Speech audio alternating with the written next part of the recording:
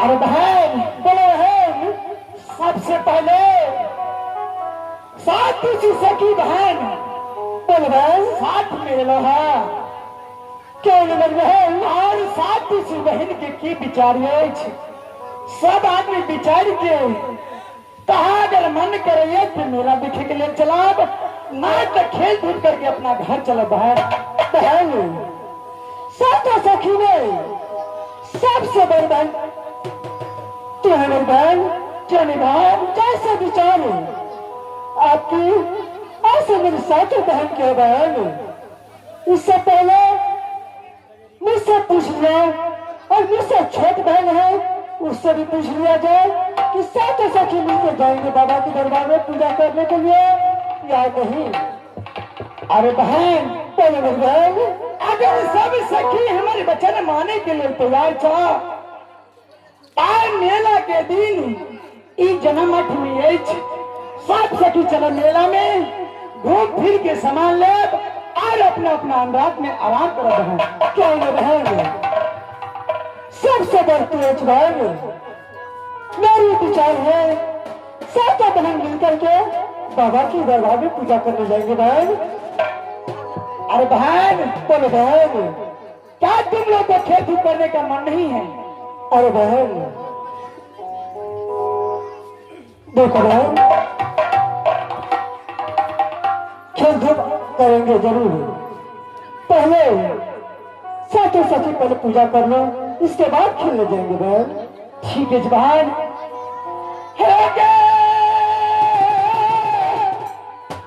खेल चलिए चलिए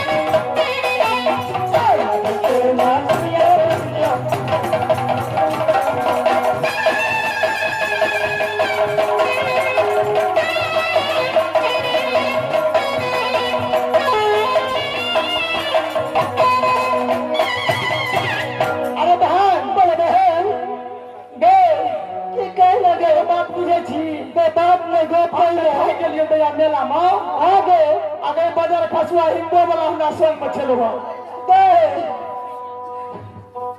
तोरे पे अनसी में कह छियो तोरे पक्ष करते हो ठीक है गए तू तो छे कि बाज ना गए मातावा हमर संगे आवे चले भैया बोली आगे अतरे तो ध्यान ने दली मेला में से कहता गेले भैया ए तो नजर देखे छे कतो नहीं मिले छु गे हम सब तो आगे आगे चलियो आ तू दूर के पीछे पछावे चलियो कतो छोड़ गई गए अगे आई परसाई वाली मोट कियो तो पाछे में चलो ओकरा बुझी त गे अतैया गे ए अगर लाभ पसंद है तेरे बियाह करम करने से मनीषा का बात थी ए बियाह कर बिना का पक्का भोर में तोरे गोसाई गीत गाते हैं दैया आगे से बाजार खास हुआ और भजना हम तो भाग बेसी कर पिए छो हो गए आ दारू राम बहादुर चौकीदार बचे छे रात से थाने छे फिर तक आ 12 बजे 2 बज गए रे न घटला ई बमर बाबा रुका बैठले तो दैया से अभी कता गेले मुनसा आई मेला मत तक कतो नहीं मिले छो दैया हमरा नीक नहीं लगे तो दैया तोर घर वाला राम बहादुर चौकीदार छेंगे आगे घर में दारू के तू यहां पकड़ के लगे तो अरे तू गए अरे बार तो से भी आपता गेले ओकरा घर पर नहीं मिले तो नहीं करी बेस्ती गुंडली चौकीदार छी सिपाही छी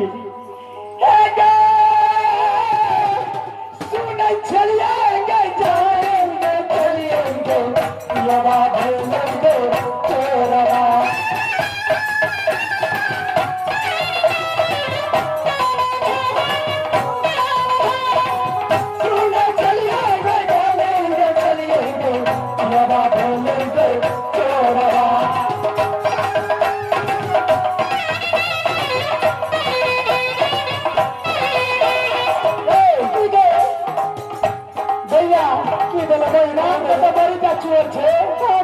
लेकिन अखन तक पकड़े आने से बच्चों ना कतो न पकड़े ला ना के तो कतो के लगे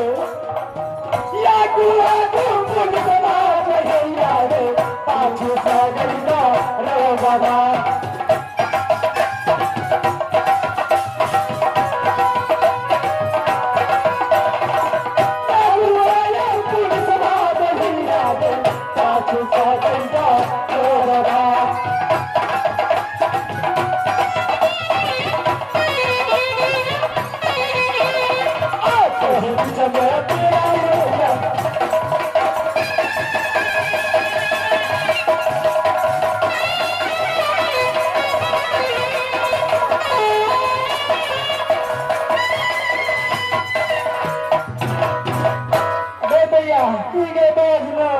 छोटा खातिर हो गए ये बैठ गेले तते बुखार लगे चलो न दैया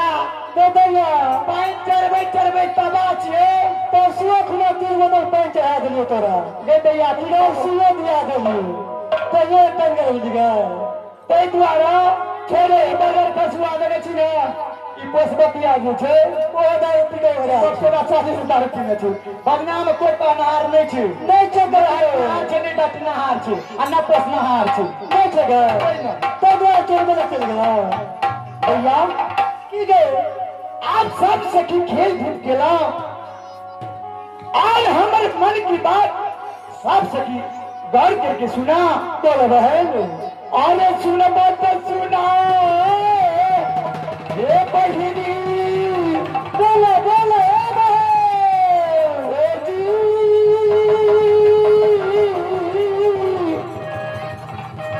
धरा के बात जी और मन के बचनिया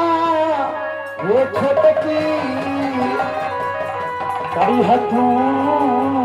सुतार जी कह दो तो